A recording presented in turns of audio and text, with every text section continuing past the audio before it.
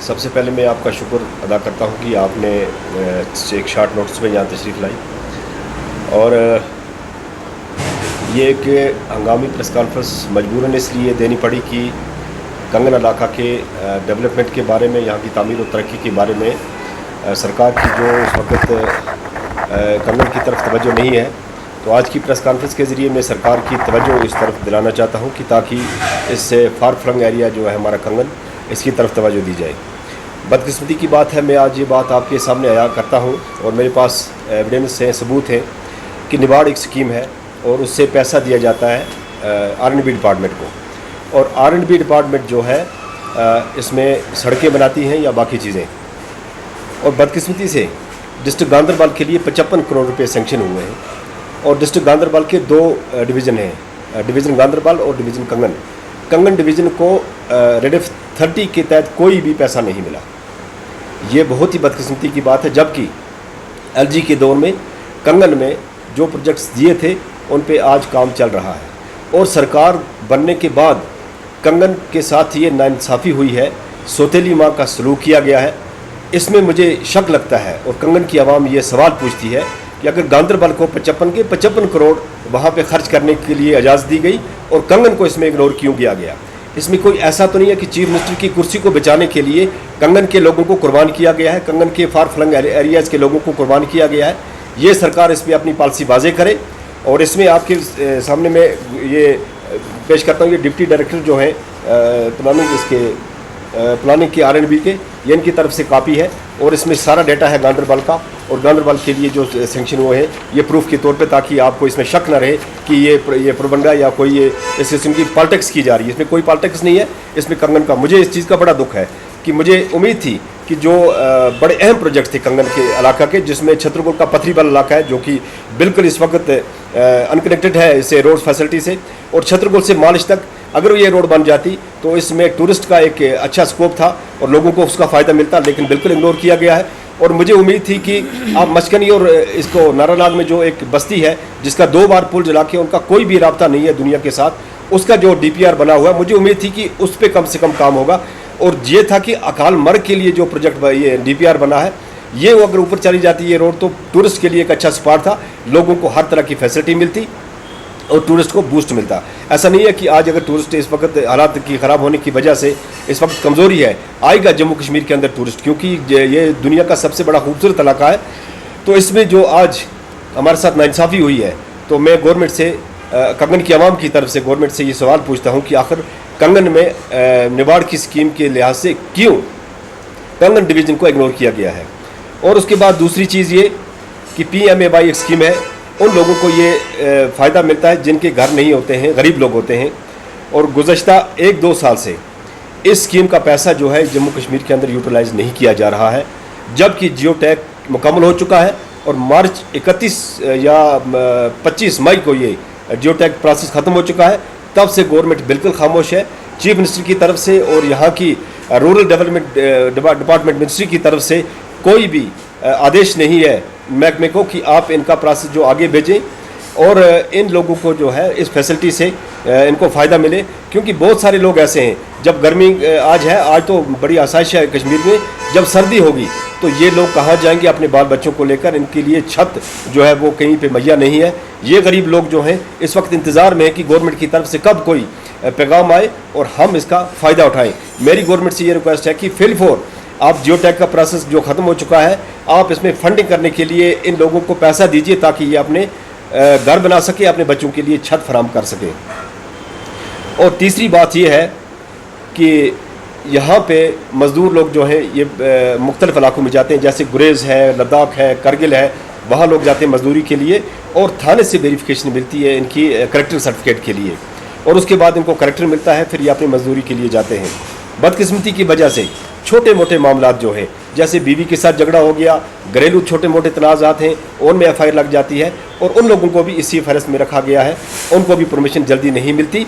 जिस तरह की मिल्टन सी के जो केसेस हैं या टेरर फंड्स के जो केसेस हैं, उन लोगों को जो है मुलवस जो हैं उस तरह उनको भी रखा जाता है। मेरी ये गुजारिश है एडमिनिस्ट्रेशन से कि छोटे मोटे मामला हैं, जैसे एक्सीडेंट का मामला है, जैसे लड़ाई झगड़े का मामला है, इनको उस चीज़ में ना रखा जाए।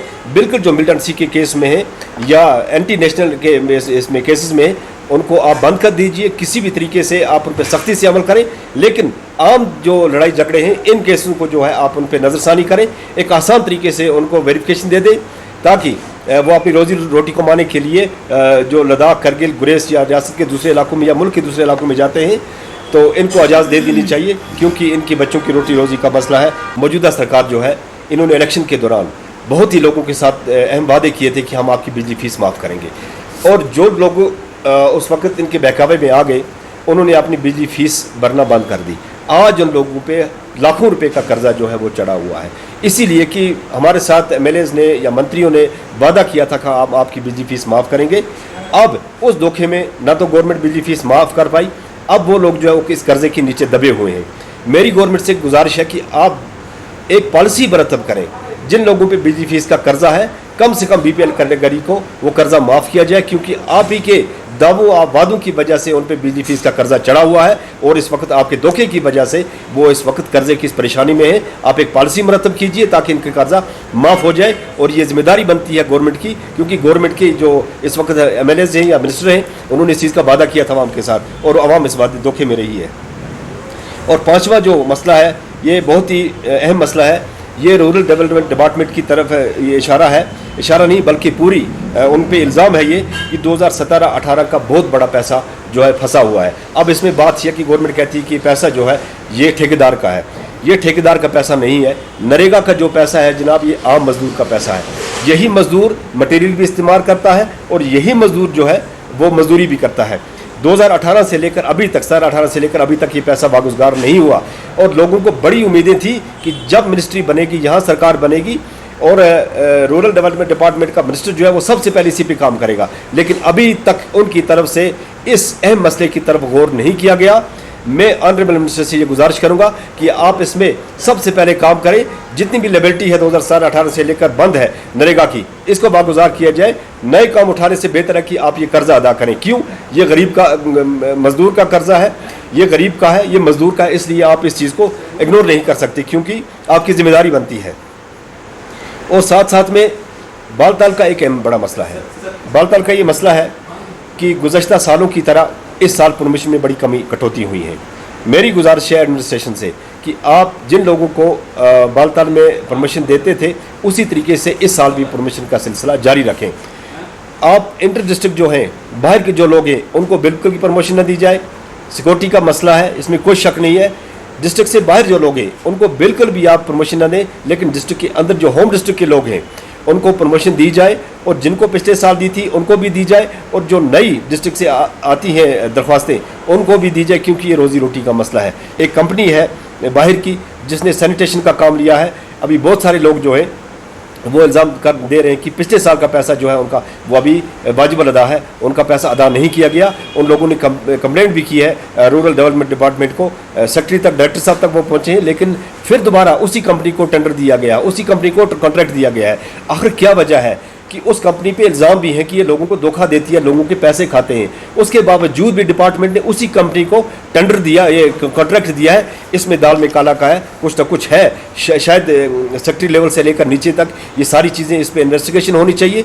एक जो मजदूरों की लेबिलिटी है पिछले साल की, वो अदा होनी चाहिए। अगर नहीं तो उसके खिलाफ एक कानूनी कार्रवाई करनी चाहिए। डिस्ट्रिक्ट एडमिनिस्ट्रेशन को बाज़ाब्ता और उस कंपनी को बैन कर देना चाहिए, उस आदमी को बैन कर देना चाहिए जिसने लोगों के पैसे खाए हैं। ये कानून भी बनता है मजदूर को, इसका लेबर डिपार्टमेंट का, उसके ज़रिए उसको ब्लैक लिस्ट कर देना चाहिए अगर वो लोगों के पैसे इस तरह के हड़प कर रही है।